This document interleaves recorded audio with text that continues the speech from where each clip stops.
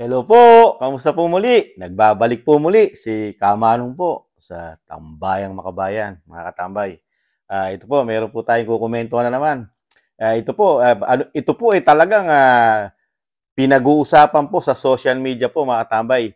Halos nung last year pa ito, putok na putok sa social media dahil ang ating presidente ang laging laman ng balita sa social media at hindi naman ganun kapopular sa mga malalaking media po natin sa ating bansa. Sa social media lang mga katambay. Kasi ang mga malalaking balita, hindi masyadong tinututukan. Pero ngayon, nakapagtataka mga katambay, nagtaka po si Kamanong, meron po naglakas loob na magtanong sa Pangulo natin para do sa issue na PIDEA leak na sangkot po siya doon sa about sa droga at yung mga sinasabing muntik na siya dapat na raid nung panahon po ni dating presidente Pinoy, mga katambay. Ito po, nakapagtataka po sa kabila po ng araw-araw halos naman ng social media yung issue ng droga about sa kanya. Pero tanging isinagot po, mga katambay, ganito po ang sinagot ng ating Pangulo sa kanyang issue sa droga o cocaine o pulburon. Ito po, pakinggan po natin mga katambay. Tinawanan lang ni Pangulong Bongbong Marcos ang aligasyong sangkot siya sa iligal na droga at muntik pang ma-raid dati ng PIDEA. Nasa frontline ng balitang yan, si Maricel Halili. Hindi nakaligtas si Pangulong Bongbong Marcos sa pangungulit ng media nang maungkat sa panayam kanina ang aligasyong sangkot siya sa iligal na droga. Na-corner si PBBM ng mga reporter matapos dumalo sa isang event sa Pasay. Pero imbes na sagutin ang issue, natawa lang ang Pangulo at saka umalis sa venue. Unang umingay ang issue noong Abril matapos kumalat ang ilang dokumento ng PIDEA na nag-uugnay umano kay PBBM sa droga na muntik pa raw targeted ang raid sa Makati noong 2012 kasamang isang artista. Tinawag na itong peke ng PIDEA at tinalakay din sa unang pagdinig ng Senate Committee on Public Order and Dangerous Drugs noong nakaraang linggo.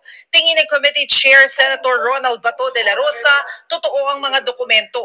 Pero sa parehong ambush interview kanina, sinabi ni Executive Secretary Lucas Bersamin na gawa-gawa lang ang aligasyon sa Pangulo. Okay. Hindi ito ang unang beses na nasangkot sa issue ng droga si PBBM. Nauna na rin niyang nabanggit ni dating Pangulong Rodrigo Duterte sa isang prayer rally sa Davao. Pero pinabulaanan na rin ito mismo noon ni PBBM at maging ng PIDEA. Nagbabalita mula sa Frontline, Maricel Halili, News. Ayan po mga tambay, nakita po natin at napakinggan po sa balita yung sagot po ng ating presidente, yung napakalaking ngiti at napakalaking smile, mga tambay. Doon po sa napakalaking issue po na binabato sa kanya. Pero sa kabila po noon, meron naman po sumagot yung kanyang assistant o sinasabing kanang kamay, ang executive secretary na si Bersamin. Di po ba mga tambay? Ano sabi? Siya nagsalita para sa Pangulo dahil ang sagot ng Pangulo ay mapakalaking ngiti at tawa lamang at sabay alis, mga katambay. Pinabulaan na naman po nung executive secretary na natin ngayon, yung mga katambay, di ba? Na hindi totoo at gawa-gawa lang po ang issue, mga katambay.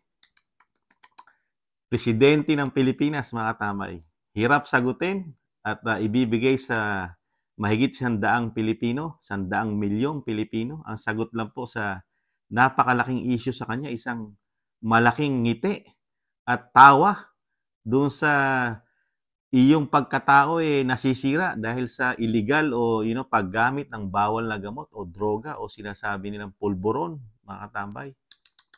Nakakaano po sa isang commander-in-chief na hindi niya tuldukan o bigyan linaw man lang, mga katambay, yung issue sa droga na kinakabit sa kanya.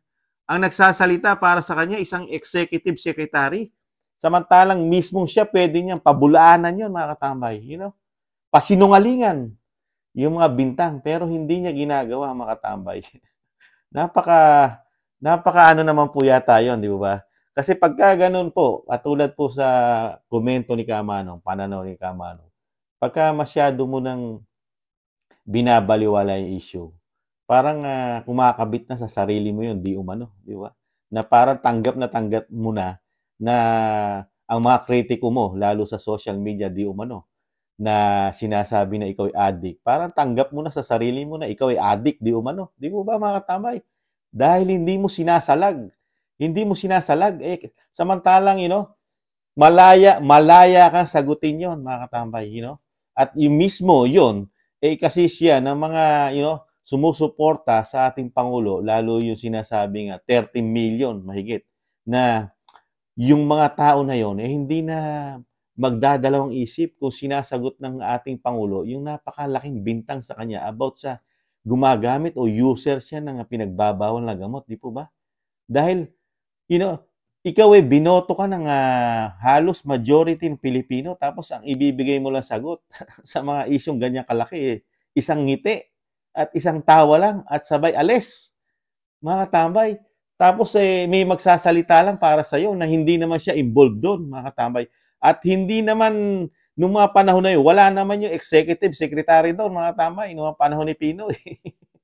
At ang involved doon ay isang artista rin sikat. Mapabira. Para maalaman ng executive secretary din, di umano, mga katambay, yung mga nangyayari sa presidente, na wala naman siya ron. Di mo ba?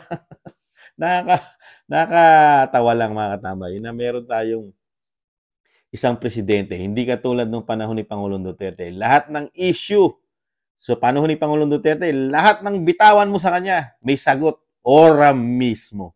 Di ba? Kahit banatan siya sa media, gagawa siya ng paraan para sagutin yun. At nagre-report siya sa bayan, di ba? Meron siyang report sa atin. Kahit ano sasagutin niya. Kung yan sinasabi nga mabigat na paratang, sumasagot ang Commander-in-Chief ng dating Pangulong Duterte, di ba? Pero ngayon, sa laki ng issue, kasi pinapatulan na po ng media ngayon kasi nahihiya na po sila, mga tambay. Sa tingin ni Kamanong, di umano, nahihiya na po ang mga media ngayon kasi napag-iiwanan na po sila at marami na po silang naririnig at batikos din sa mga tao po, lalo po sa mga naghahanap po, nasaan po ang malayang pamamahayag dahil meron po mga broadcaster din po na binabatikos din po ang media na hindi po, bakit yung ganong kalaking issue sa bansa na katulad ng presidente o commander-in-chief ang involved, hindi binabalita na sinasabing malaking media. Kaya po ngayon, sa tingin ni Kamanong, napapahiya na po ang malalaking media. Kaya po, sila na ngayon, nakikita natin, ito po, sa balita, sila na mismo nagtatanong ngayon sa Pangulo na hindi naman nila ginagawa yan, mga katambay. Kaya mainam din po yung may bumabatikos po sa media, lalo po ang babatikos kapwa rin nila, media, mga katambay, at sinasabing may sinasabi rin. Dahil di umano, yan, binakbakan po ng dati pong anchor din po na kilala rin po si Jay Sonsa, mga katambay, yung media natin na malaking media na talagang hindi raw sila media, di umano, mga katambay. Kasi kung alin yung pinakamalaking issue ay ayaw nila ibalita at ipaalam sa sambayan ng Pilipino, di ba? Ngayon, napipilitan na po ang media ngayon na, magtanong sa presidente. Kaya lang, wala rin naman nakuha ang media, mga katambay, kung hindi malaki, nangiti lang. Hindi malaking sagot ang binigay ng Pangulo, malaking ngiti at malaking hagakgak at malaking hakbang palayo sa kanila, mga tambay. Nakakaano lang po, di ba? Na akala natin yung mga ambush interview na yon na nakita ng mga media ang Pangulo, di ba? Doon sa isang event ang pinuntahan niya sa Manila o Pasay, something like that. Pero hindi nakakuha ng tamang sagot, di ba? Na parang okay lang no? Ibalik ko lang. Parang okay lang para sa Pangulo yung kahit ano pala ibato mo sa kanya. Kahit sirang-sira na siya. Halos sirang-sira na di umano siya sa buong mundo, mga tambay, na merong presidente ng Pilipinas na user o gumagamit ng droga. Kasi hindi naman ligid sa atin, mga tambay, na medyo high-tech at talagang technology na ating bansa. Kung ano nangyayari sa ating bansa, nakapapanood at naririnig po sa ibang bansa yan, mga tambay, yung mga nangyayari sa atin. At meron din tayong nakatutok sa ating international media, mga tambay, di ba? At open na open po sa YouTube, Facebook, Instagram, meron pang TikTok, di ba? At napakarami pa platform na talagang lalagana po yung issue ng Pilipinas, lalo po na Commander-in-Chief. Pero po sa kabila niyan, hindi niya nililinis, mga katambay. Hindi niya nililinis talaga at hindi niya tinutuldukan pa ngayon, mga katambay. Kaya nagugulat po rin ako sa mga masyadong panatiko po at talagang sobrang die hard, na talagang mismo sila, hindi nila talaga makita yung ikalilinis ng isang pangulo, di ba? Kasi kung may issue ang isang pangulo about sa droga, mas magiging proud ako kung ako po isang hinahangaan ko ang isang presidente, mga tambay. Si Kamano, komento lang ni Kamano. Kasi kung itong presidente na ito talagang sinasabi kong ito'y believe ako rito, believe si Kamano. Talagang hangang-hanga si Kamano. Talagang ito yung isang issue na katulad nito na napakalupit, napakabigat na paratang na ikaw ay addict o gumagamit ng droga. Tapos napakaraming Pilipino nga hinahangaan ka na ikaw ay magbabangon sa kahirapan at sinasabing bagong Pilipinas. Paano ka ngayon paano ka ngayon titingalain ng mga tagahanga mo katulad ni Kamano? Dahil mismo si Kamano, ay bumoto rin sa Pangulong Marcos natin noong nakarang halalan. At 10 ng aking pamilya, mga tambay, bumoto kay Pangulong Marcos. Pero yung sinasabi ko nga, para magtiwala sa'yo ang katulad ni Kamano at ang 10 ng pamilya ko, linisin sana po. Linisin, tuldukan yung issue ng droga. Dahil yan napakatagal na kalaban ng lipunan, lalo ng ating bansa ang droga. Di ba? Pero isang pangulo na sinasabing may tapang, commander-in-chief, walang tapang na linisin ang kanyang pagkatao. Walang tapang. Tatawanan ka lang. Ito ba isang commander-in-chief? Mga tambay. Kasi isang pagsuko yun sa tingin ni Kamanong, yung hindi mo pagkibo at pagtawa mo lang, isang pagsuko yun. Di ba? Komento lang ni Kamanong, nagtatanong lang, isang pagsuko yun na tinatanggap mo lahat. Kung ano ang sabihin sa'yo, ikaw ay addict, okay lang sa'yo, tanggap mo. Ano isipin ng tao? Totoo. Totoo pala. Ganun po ba? Di umano. Mga tambay. Dahil tanggap mo lahat ang binabato sa'yo na addicted ka, user ka. Kayo po mga tambay, ano po ang masasabi nyo rito sa ganito po ang ginagawa ng ating Commander-in-Chief? Paano tayo papasukin ng mga investor ng ganyan na ayaw mo linisin ang pangalan mo lalo sa issue ng droga?